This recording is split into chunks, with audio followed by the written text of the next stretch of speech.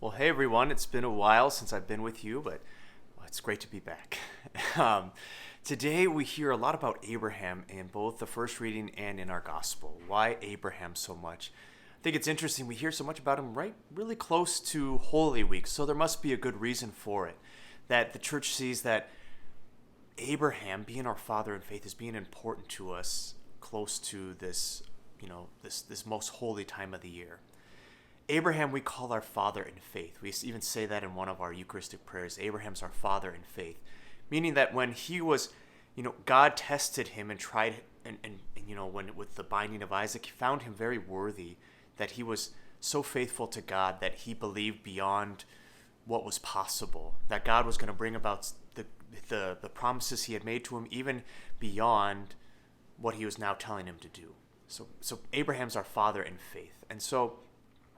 Now Jesus is encountering the Pharisees and scribes who are questioning him, and he is telling them that Abraham rejoiced to see the day that Jesus comes to be. And they're so confused about this because they don't think that Jesus is anything special. And Jesus is the eternal Son of God. So he said, before Abraham came to be, I am. Before Abraham came to be, I am. So what does this have to do with anything for us and these last weeks of Lent? Well, Jesus is making himself known as the one who is truly eternal, the one who is truly divine, the one who is the fulfillment of what Abraham hoped for, the one who is the one to have faith in. So, like, Abraham is rejoicing because this is the God he has faith in, is Jesus himself.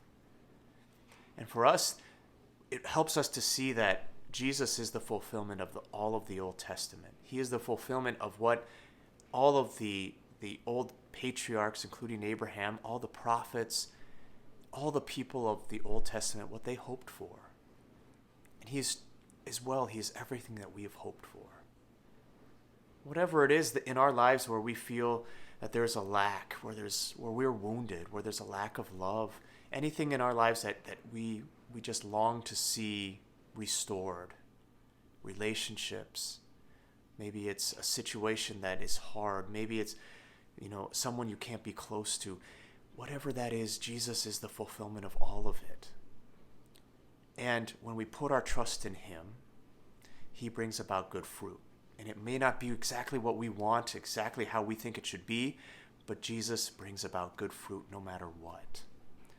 And so the scriptures are encouraging us to put all of our trust in Jesus. From the beginning of time, he is the God we have longed for. He is the one we have longed for, and he loves us beyond all telling.